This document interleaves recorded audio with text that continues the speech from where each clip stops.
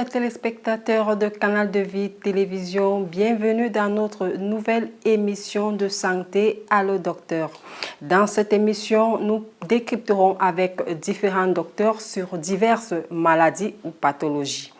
Aujourd'hui, nous sommes allés à la rencontre du docteur Dings Emmanuel dans sa clinique à Douala-Lobessou, Afrique Santé Globale. Excusez-moi.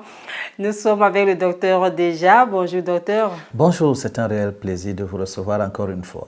Aujourd'hui, nous allons parler du diabète. Nous vous faisons voyager dans un univers de médecine moderne ou alors traditionnel, ça dépend, ça peut être les deux.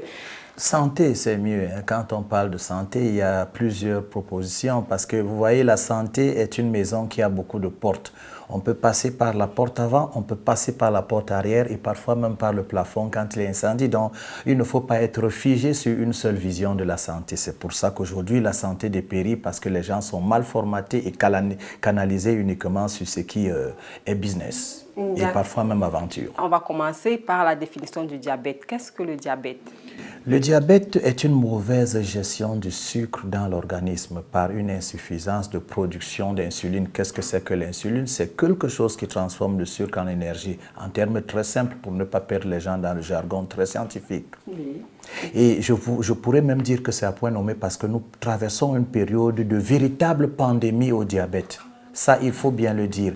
Pendant qu'on nous distrait avec la rougeole, le choléra, l'année passée, le Covid, qui était beaucoup plus médiatiquement dangereux. Sur le continent africain, il n'y a que le diabète et ce sieur silencieux qui fait des ravages comme vous ne pouvez pas vous imaginer. Et surtout, on n'en parle pas parce qu'on a réussi à, soi-disant, dompter le palu par une médicalisation à vie. C'est-à-dire maîtriser le diabète par médicalisation interposée. Mais ce n'est pas ça, parce que voyez-vous, ces médicaments même créent des effets.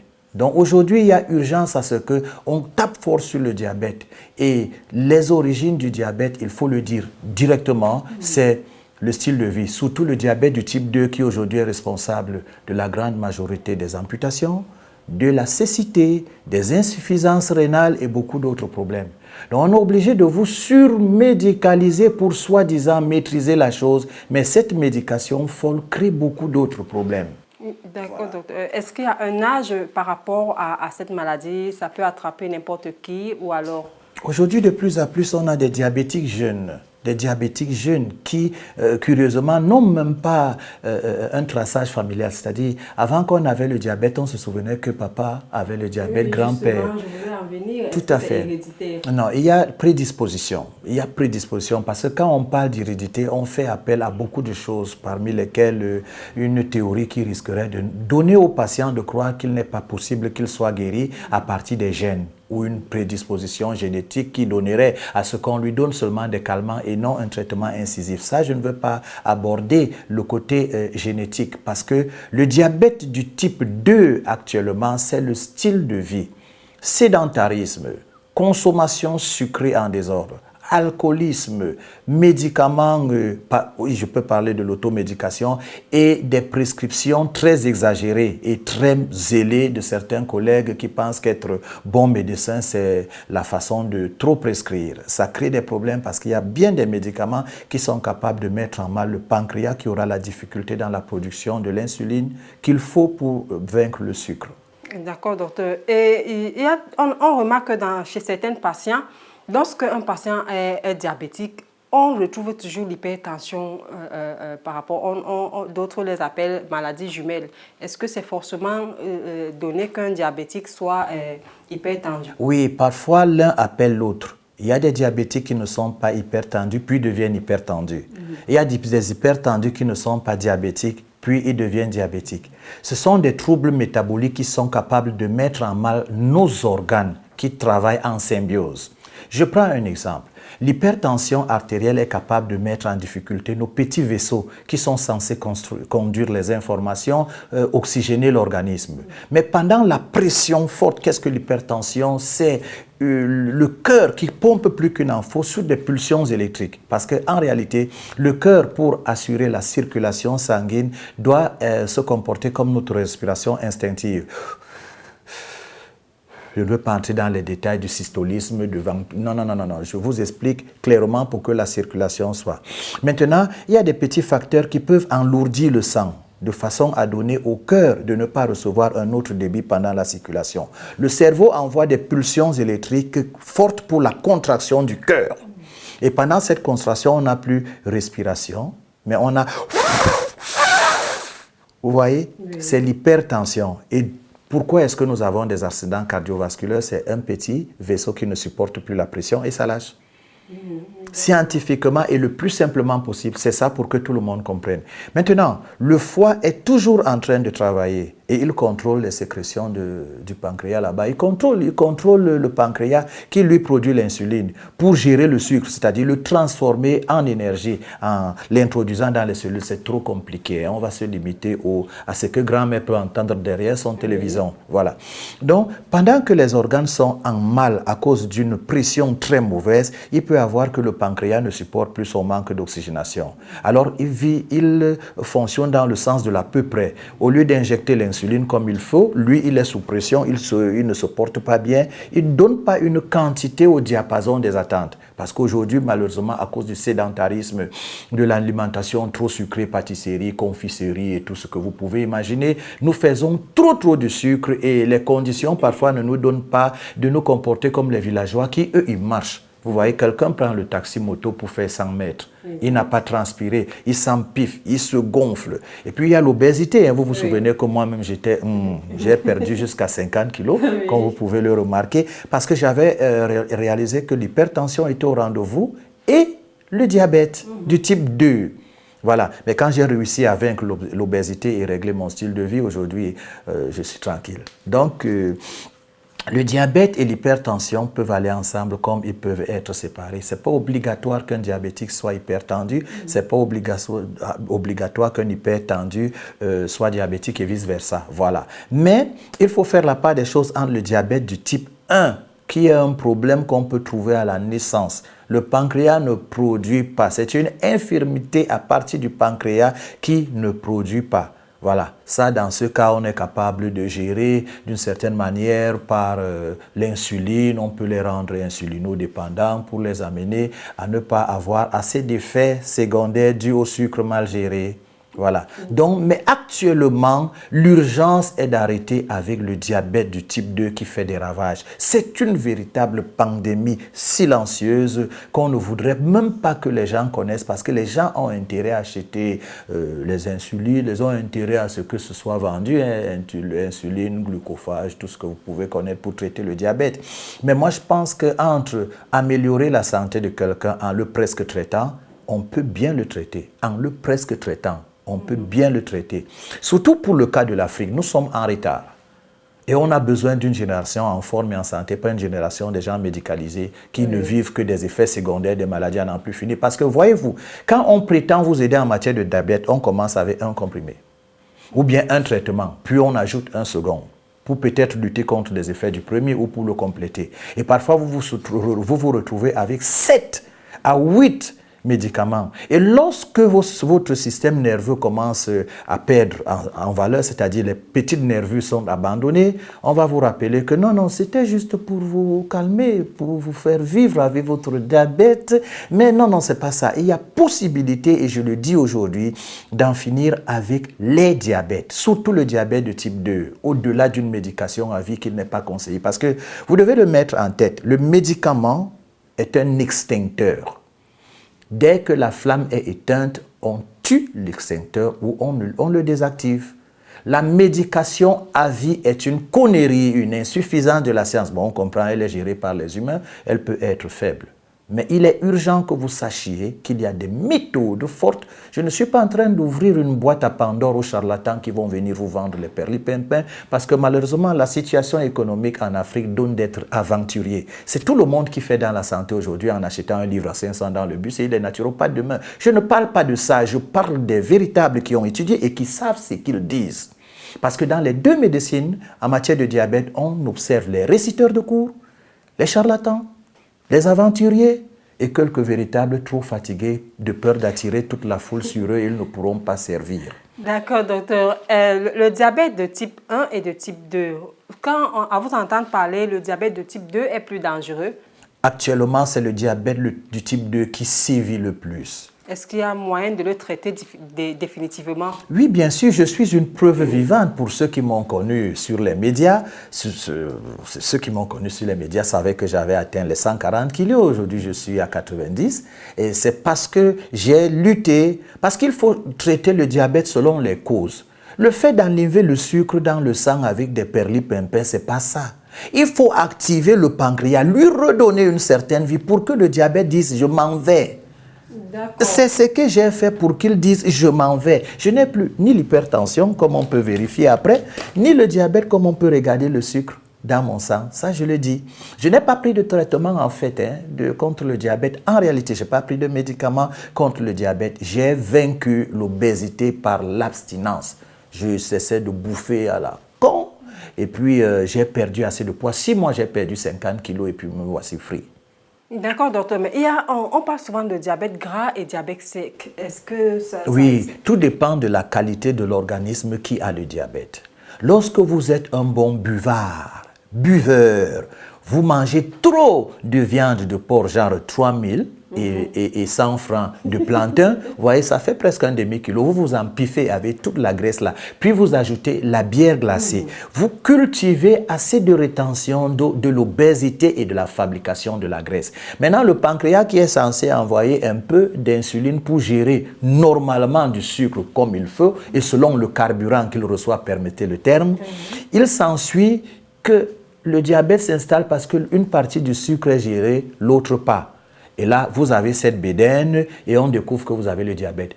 Tandis que parfois, le diabète vous surprend et la mauvaise gestion du sucre détruit un certain thermomètre en eau qui vous fait perdre plus parce que vous entrez dans une soif intense, vous urinez en n'en plus finir, vous avez la soif. Aller-retour, comme ce n'est pas possible. Je connais des gens qui ont fait du diabète et ils étaient capables de boire au début 15 litres d'eau par jour. Tu fatigues les reins, d'où l'insuffisance rénale, et tu urines à chaque instant comme tu as soif. Il se passe quoi dans l'organisme? Le feu, parce que le sucre, lorsqu'il n'est pas transformé en énergie, c'est un feu à l'intérieur. Tu as constamment soif et comme tu bois, il faut évacuer et tu perds des os, donc tu peux maigrir. Donc le problème du gras et du mince, ce n'est pas ça le plus important, c'est la mauvaise gestion du sucre dans l'organisme. Quand tu es très gros, tu vas maigrir. Dès qu'on détruit, les facteurs responsables de ton diabète, tu es équilibré, tu reprends ton poids normal parce que tu bois normalement, tu ne pisses plus toute la nuit 15, 5, 9, 10 fois comme les diabétiques souffrent d'ailleurs et tout est dans la régulation. Parce que ne vous y trompez pas, quels que soient les experts en ceci et en cela, l'organisme est uni et travaille en symbiose. L'affaire de subdiviser le corps en spécialistes là, a créé trop de problèmes de santé. Trop de problèmes de santé. Il faut soigner le corps et lui donner ses responsabilités dans la gestion des maladies, au-delà des extincteurs antibiotiques pour enlever une crise, ainsi de suite. J'espère qu'on se comprend bien. La médicalisation sauvage est aussi responsable de beaucoup de maladies dégénératives, parmi lesquelles le diabète et l'hypertension. Parce que mes collègues ne peuvent pas parler des médicaments parce qu'il y a une surveillance forte qui empêche que tu parles, sinon on te retire ton doigt des essais. Mais je dis une médication folle aussi est trop responsable de ces affaires. Oui. Médication folle. D'accord, docteur. Quand vous parlez de diabète, vous étiez un peu plus gros et vous avez perdu 50 kilos. Oui. Est-ce que le diabète gras, il faut forcément avoir beaucoup de kilos ou alors une personne mince, on peut lui diagnostiquer un diabète gras ou alors ça dépend de la corpulence? Le problème n'est pas au niveau de la corpulence. Ok? Je connais des gens qui ont plus que mon poids, mais qui ont une vie réglée. Moi, je n'étais pas réglé. Hein? Vous voyez mon bureau là? Il y avait les gâteaux en bas et les sucreries. Donc, dès que je sentais que je suis heurté par un dossier, j'envoie la main. Voilà. Et je n'habite pas loin d'ici. Je suis à 300 mètres. Donc, j'étais dans du sédentarisme, de la malbouffe. Voilà, c'est ça qui m'a donné ce poids sauvage et les conséquences, vous avez vu. Mais maintenant, je suis dans une sorte d'hygiène de vie qui permette que les maladies dégénératives ou bien ces maladies métaboliques ne soient pas mon partage. Ok, docteur, quels sont les effets du diabète sur le corps?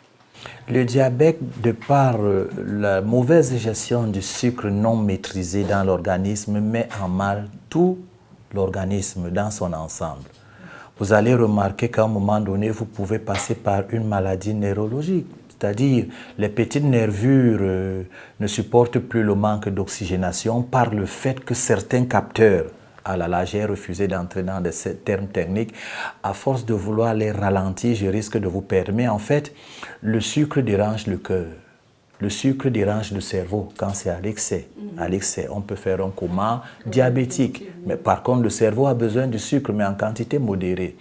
On peut avoir des problèmes de muscles qui sont attaqués par le sucre, qui traversent beaucoup de sections de ces muscles pour qu'on se comprenne mieux. Et c'est pourquoi vous allez voir qu'un bon diabétique a des plaies qui ne finissent pas très très vite. Maintenant, à cause de ce que des petites nervures sont surexcitées par des signaux dans le sens de l'irrigation parce que ça va ensemble. Tout ce qui n'est pas irrigué est stressé. Voilà. Tout ce qui n'est pas irrigué vit un certain stress, même les organes. Et lorsque vous êtes mal irrigué à cause de la présence du sucre, vous allez remarquer que les blessures ne guérissent pas vite, les yeux, vous perdez la vue, ainsi de suite. Donc, l'organisme est chamboulé, comme on dit dans un certain argot français. L'organisme est chamboulé, rien ne marche. Donc, vous avez tout, vous pouvez avoir tout à la fois sur le plan de la libido. Entre parenthèses, vous êtes aussi attaqué.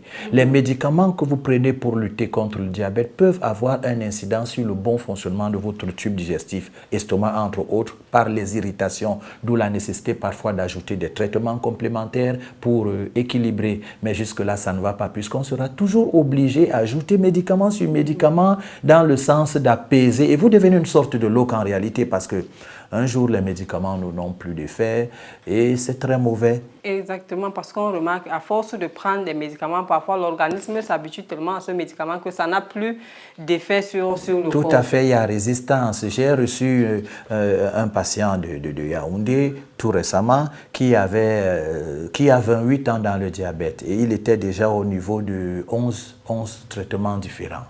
11 traitements différents. Moi, j'ai utilisé des méthodes très très simples. J'ai suspendu tout, sauf le glucophage, parce qu'il y a sévrage obligatoire. Parce que si vous arrêtez brusquement, vous n'allez pas donner l'ordre à l'organisme d'aller à votre rythme.